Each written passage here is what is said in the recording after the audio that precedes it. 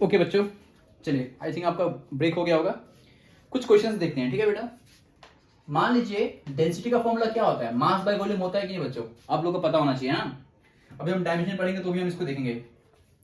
मास का वैल्यू ये है, पता है क्या है बच्चों, 20 प्लस माइनस 0.2, ठीक है।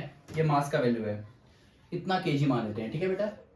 और वॉल्यूम, वॉल्यूम हम क्या मान लेते हैं बच्चों, 10 प्लस माइनस 0.1, ठीक है। इतना क्या मानेंगे बोलो तो बेटा, इतना सेंटीमीटर क्यूब मान लेते हैं, ठीक है बच्चों। अच्छा, अब क्वेश्चन क्या बोलेगा, क्वेश्चन बोलेगा फाइंड परसेंटेज एरर इन, क्या बोलेगा, परसेंटेज एरर निकालो, परसेंटेज एरर, ठीक है। किस में निकालो बोलो तो बेटा, इन, ठीक है। एक काम करते हैं, इसको हटा देते हैं तो डायरेक्टली कराते हैं। परसेंटेज एरर इन डेंसिटी, ठीक है। इसके अंदर परसेंटेज एरर निकालना है, ठीक है बेटा। अच्छा, क्या होगा, देखिए परसेंटेज एरर का फॉर्मूला क्या है, relative error to 100। Relative error का फॉर्मूला क्या होगा, del rho by rho equals to क्या होगा, del m by m plus del b by b, ठीक है।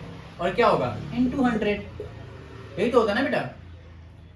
रिलेटिव एरर इंटू 100 क्या होता है, रिलेटिव एरर इंटू 100 क्या होता है बेटा, परसेंटेज एरर, समझ में आएगी नहीं। तो परसेंटेज एरर का फॉर्मूला क्या होगा, परसेंटेज एरर, इसी को बोलते हैं परसेंटेज एरर, हाँ बेटा।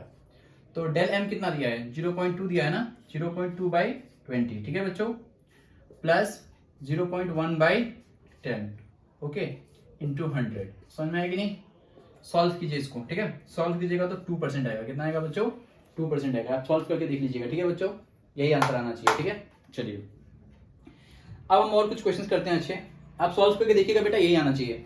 0.2 से 20 कटेगा तो 0.1 बाई 10 मतलब 1 बाई 100, यहाँ भी आएगा 1 बाई 100, तो कितना आएगा, 2 बाई 100 आएगा, है कि नहीं। 100 से 100 कैंसिल हो गया तो 2 बच जाएगा। चलिए और कोई क्वेश्चन है क्या इसमें, अब जो क्वेश्चन कराने जा रहा हूँ बच्चों, ये बहुत इंपॉर्टेंट है, हाँ।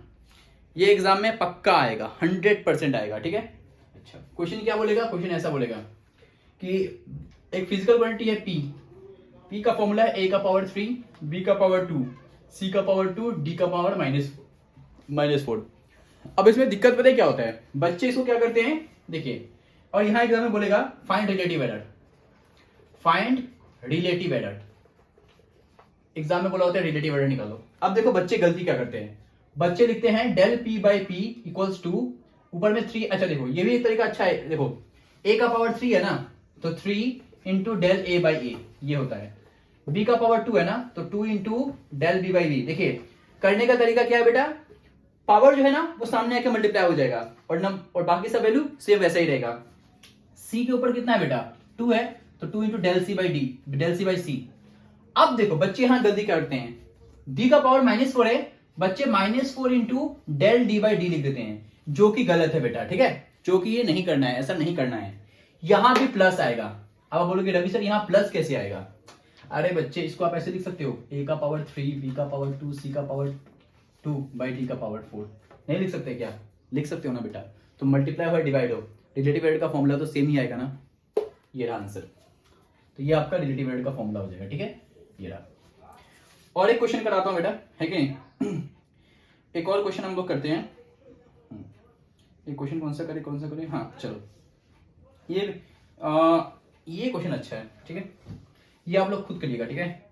P का फॉर्मूला है a का पावर 2, b का पावर 3 बाई c का पावर 4, इसका आप लोग को निकालना है रिलेटिव एरर, क्या निकालना है बच्चों, रिलेटिव एरर, हाँ रिलेटिव एरर खुद निकालिएगा, ठीक है, या आप लोग को खुद करना है, ठीक है बच्चों, ओके। चलिए और एक क्वेश्चन मैं अच्छा कराता हूँ, ठीक है आप लोग को।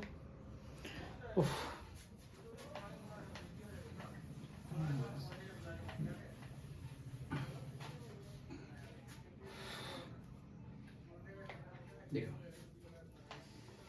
1%, 2%, 3% और 4%, ये सब एरर दिया है, किसमें दिया है बेटा, इन ए बी सी डी, ठीक है बेटा, रेस्पेक्टिवली, ठीक है। और बोला है फाइंड परसेंट एरर, क्या निकालना है बच्चों आपको, परसेंट एरर, किसमें, पी में। और पी का फॉर्मूला ये बोलेगा ए का पावर 3, बी का पावर 2 अंडर रूट ऑफ सी, और साथ में क्या बोलेगा डी, ठीक है बच्चों। अच्छा, इस क्वेश्चन को कैसे करना है, देखिए बहुत इजी है, बहुत ज्यादा इजी है। आप सबसे पहले लिखिए बेटा परसेंट एरर इन पी क्या होगा, परसेंट एरर इन पी, है कि नहीं। इसका मतलब क्या होता है, del p by p into 100, है ना। ठीक है बच्चों, गॉड ब्लेस मी, है कि नहीं। डेल पी बाई, लेकिन बेटा गॉड ब्लेस ही नहीं कर रहे हैं, ठीक है। हर बार सोचता हूँ कि लाइफ में इससे बुरा क्या होगा, और फिर अचानक उससे बुरा हो जाता है, समझ में नहीं। भगवान को लगता है उनको मैं चैलेंज कर रहा हूँ, लेकिन एक्चुअली चैलेंज नहीं करता हूँ, मैं बोलता हूँ कि इससे बुरा क्या होगा, और उससे ज़्यादा बुरा हो जाता है। चलो, del p by p into 100, है कि नहीं। तो टेंशन, तो आप लोगों के साथ भी सेम यही प्रॉब्लम होगा। तो del p by p into 100 करेंगे ना बेटा, तो अभी देखो बोर्ड लग रहा है बेटा, तो सोच लो बेटा फेल हो जाओगे ना बेटा तो आपके लग जाएंगे। इससे अच्छा पढ़ाई करना है, ठीक है, बोर्ड नहीं होना है, समझ में है कि नहीं बच्चों, है कि नहीं। चलो, a का पावर 3 है ना, तो 3 into del a by a, b का पावर 2 है, 2 into del b by b. अच्छा, रूट का मतलब क्या होता है, याद रखिएगा बेटा, रूट a का मतलब होता है a का पावर 1/2। अच्छा, वैसे तो यहाँ पे c है ना, तो रूट c का मतलब होगा c का पावर 1/2, ठीक है, ये आप याद रखिएगा। रूट का मतलब होता है 1/2 बच्चों, रूट का मतलब क्या होता है 1/2, रूट का मतलब 1/2, रूट का मतलब 1/2, 100% याद रखना है, रूट का मतलब 1/2। तो 1/2 into del C by c, अच्छा, इंटू प्लस डी है ना बेटा, तो del d by d into 100, है कि नहीं। तो 100 अगर सबसे मल्टीप्लाई कर दोगे तो क्या आएगा, 3 into del a by a into 100, है कि नहीं, plus 2 into del b by b into 100, del half into del C by c into 100, plus del d by d into 100। अच्छा बताइए, ये क्या है, ये है तुम्हारा परसेंटेज एरर इन ए का परसेंटेज एरर कितना दिया है, 1 दिया है, तो 3 इंटू 1%, प्लस 2 का 2, डेल बी बाई बी क्या है, परसेंटेज एरर इन बी, ये है परसेंटेज एरर इन सी, और ये क्या है परसेंटेज एरर इन बी, और सॉरी डी। तो 2 इंटू क्या है बेटा, 2 into 2%, plus half into 3%, plus 4%। देखिए 3 प्लस 4 प्लस 3/2 मतलब कितना होता है बेटा, 1/1.5, प्लस 4, 4 4 8 8 3 11, ये हो जाएगा 12, ये हो जाएगा बेटा 12.5, कितना हो जाएगा बच्चों, 12.5%, ये रहा, ठीक है, ये रहा आंसर आपका, ठीक है। 12.5 दिख रहा है कि नहीं आप लोग को, ठीक है बच्चों, ये दिख रहा है, बिल्कुल दिख रहा है। आंसर कितना हो जाएगा बच्चों, 12.5%, ठीक है, ये रहा आपका आंसर। आई होप आप लोग को समझ में आया होगा। आप लोग को और भी कुछ क्वेश्चंस लिखवा देता हूँ, ये आपका होमवर्क रहेगा, नॉट होमवर्क, आपको ट्राई करना है, ठीक है। और ये जितने भी क्वेश्चन है ना बेटा, इनका आपको पीडीएफ भी मिल जाएगा, समझ में आया कि नहीं। आपको बस नंबर पे क्या करना है, सर को डीएम कर देना है, ठीक है। नीचे आपको रोहित सर का नंबर फ्लैश हो रहा होगा, ठीक है। रोहित सर हमारे यहाँ के केमिस्ट्री के टीचर है, समझ में आया कि नहीं बच्चों, और यहाँ का मैनेजमेंट भी है, वन ऑफ द पार्ट है मैनेजमेंट के, तो आपका नंबर फ्लैश हो रहा होगा, आपको सिर्फ उनके नंबर पे मैसेज कर देना है। चलिए आगे देखते हैं। पासीघाट के अभी नंबर 1 फैकल्टी चल रहे हैं, तो आप लोगों को केमिस्ट्री में कोई भी डाउट होता है आप उनसे आके बिल्कुल पढ़ सकते हैं, समझ में आया कि नहीं बच्चों। केमिस्ट्री के अंदर कोई भी डाउट होता है तो आपको, एक क्वेश्चन ये है बेटा, यहाँ देखिए ना, P का फॉर्मूला है A का पावर 2, B का पावर 3, C का पावर 5/3, है ना, और D का पावर -2, ठीक है। बोल रहा है परसेंटेज एरर इन ABCD क्या है बेटा, 1%, 2%, 3% और 4% है, ओके। तो आप निकालो परसेंटेज एरर इन P, ये आपको खुद निकालना है, ठीक है बच्चों। ये क्वेश्चन आपका होमवर्क रहेगा, ठीक है। और क्या करना है, अगर P का वैल्यू क्या है, A का पावर 3, B का पावर C √CD। अच्छा, इस बार देखो C और D दोनों अंदर है, हाँ बेटा, C और D क्या है, दोनों अंदर है, ठीक है। और आपको बोला है परसेंटेज एरर, क्या बोला है क्वेश्चन, परसेंटेज एरर किसमें बेटा, परसेंटेज एरर इन ABCD। अच्छा देखो, पहले बेटा देखो 1 लिखा है ना, तो 1 ऑफ कोर्स A का होगा, पहले B लिखा है तो B 2 का होगा, C है तो C 3 का होगा, D है तो D किसका होगा बेटा, 4 का होगा। ये आप ध्यान रखिएगा, ठीक है, ये आपको ध्यान रखना है। तो पहले A का लिखा है तो पहले A का ही परसेंटेज एरर दिया होगा, वो कितना दिया है बेटा, 2% दिया है, 3% दिया है, 4% दिया है और 1% दिया है, ठीक है। आंसर आपको निकाल लीजिएगा, ठीक है, परसेंटेज एरर इन P, ठीक है, हो गया, ये हो गया, ये हो गया, ये हो गया। आई थिंक इसका आंसर 14.5 आएगा, कितना आएगा बच्चों, जो भी आएगा आप निकाल लीजिएगा। और एक न्यूमेरिकल आपसे, और एक आपको न्यूमेरिकल दे देते हैं, ठीक है बच्चों, जो आप घर में कर सको, ठीक है। चलिए अब आते हैं बेटा, हाँ अब और एक क्वेश्चन करते हैं, अब आते हैं बेटा टॉपिक स्टार्ट करते हैं सिग्निफिकेंट का। किसका स्टार्ट करते हैं बेटा, सिग्निफिकेंट नंबर्स का टॉपिक स्टार्ट करते हैं। इसमें भी एग्जाम में आने के पूरे चांसेस है सिग्निफिकेंट के, ठीक है। चलिए इसको मैं यहाँ पे रब करता हूँ या फिर यहाँ से स्टार्ट कर दो, सिंपल सी बात है। चलो टॉपिक हमारा नाम क्या है, सिग्निफिकेंट फिगर्स। देखो सिग्निफिकेंट फिगर्स कुछ नहीं है बेटा, ये बस इसके अंदर हमको काउंट करना पड़ता है कितने नंबर्स हैं। सिग्निफिकेंट फिगर्स के अंदर बस हमको काउंट करना पड़ता है टोटल की लगे कितने नंबर्स है, समझ में आएगा नहीं बच्चों। जैसे मैं बोलूंगा क्लास, यहाँ देखिए 481, इसके अंदर कितने सिग्निफिकेंट नंबर्स है, 3। कितने हैं बेटा, 3।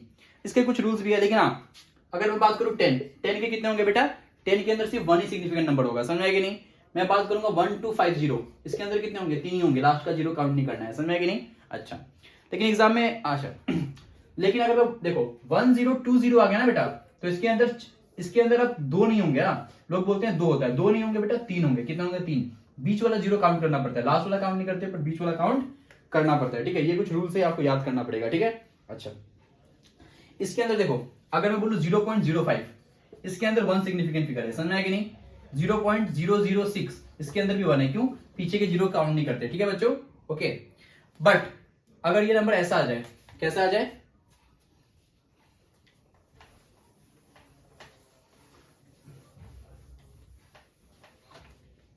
पर इसके अंदर बच्चों अगर आपको ये चीज ऐसा देखने को मिल जाए 0.120, तो इसके अंदर कितना आएगा, 3 आएगा, क्यों, क्योंकि लास्ट वाले 0 इसमें काउंट करते हैं, ठीक है बच्चों।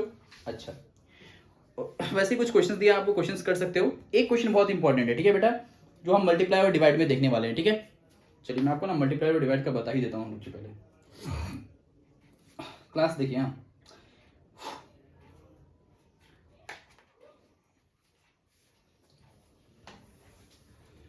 आप लोगों को ना मैं फिर से मल्टीप्लाई डिवाइड और इसका मैं आपको बता देता हूँ, ठीक है बच्चों।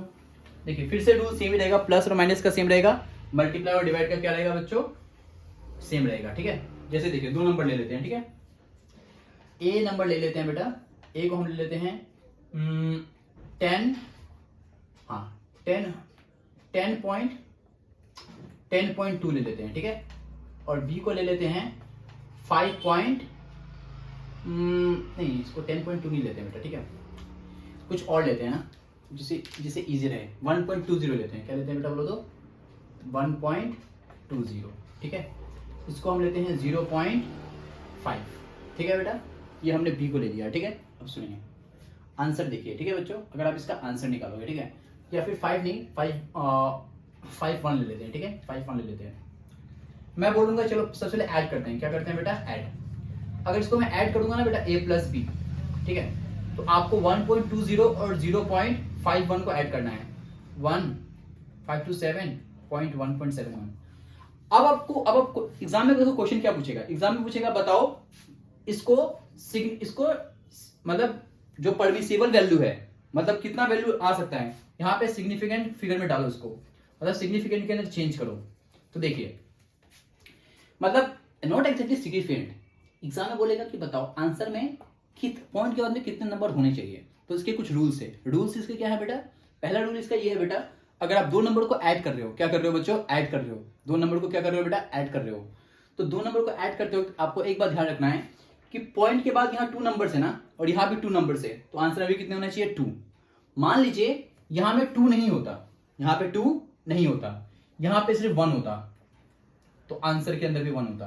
क्यों, क्योंकि smaller number of digits point के बाद जितने नंबर है होते हैं ना बेटा स्मॉलर में, यहाँ पॉइंट के बाद कितने नंबर है, 2 नंबर है, यहाँ पॉइंट के बाद में 1 नंबर है, तो आंसर में पॉइंट के बाद कितना होना चाहिए, 1 होना चाहिए। माइनस के लिए भी सेम रूल यूज करना है, ठीक है बच्चों, ओके। जैसे 1.20 माइनस 0.5 आया, तो 0 से 0, ठीक है, 2 में से तो 5 जाएगा नहीं, तो कितना आएगा बेटा, 7, ठीक है। 0.70 आया कि नहीं आया। अगर ये 0.50 है तो आंसर जो है ना बेटा 0.70 वो सही है, पर आंसर अगर सिर्फ क्या होता, सिर्फ 0.5 होता, तो भी आंसर सिर्फ क्या होता, 0.7 होता, ठीक है। ये आपको याद रखना है, ठीक है। ये आप लोगों को समझ में आ गया बच्चों, है कि नहीं। मतलब एडिशन और सब्ट्रैक्शन में पॉइंट के बाद जितने नंबर है ना बेटा, minimum number of decimals, answer में उतना ही होना चाहिए, ठीक है। चलिए अब है मल्टीप्लीकेशन, अब है आपका मल्टीप्लीकेशन, ठीक है, एंड डिवीजन। 1.20 इंटू अगर मैं 0.51 कर रहा हूं, ठीक है, या फिर मैं 1.20 डिवाइड बाई 0.51 कर रहा हूं, तो इसमें बेटा यहाँ इसमें कितना सिग्निफिकेंट नंबर है, 3 होंगे, इसमें कितना है 2, आंसर में सिर्फ 2 ही सिग्निफिकेंट नंबर होना चाहिए। मल्टीप्लाई डिवाइड में हम पॉइंट के बाद वाला सिस्टम नहीं देखते, पॉइंट के बाद वाला सिस्टम सिर्फ एडिशन में यूज होता है। मल्टीप्लीकेशन और डिवीजन में ना हम total number of significant number देखते हैं, ठीक है बच्चों, ये आपको पता होना चाहिए, ठीक है। अच्छा, अब हम बात करते हैं डायमेंशन की। किसकी बात करते हैं बच्चों? डायमेंशन की। और 2 मिनट का ब्रेक देते हैं, फिर डायमेंशन स्टार्ट करते हैं, ठीक है। चलिए।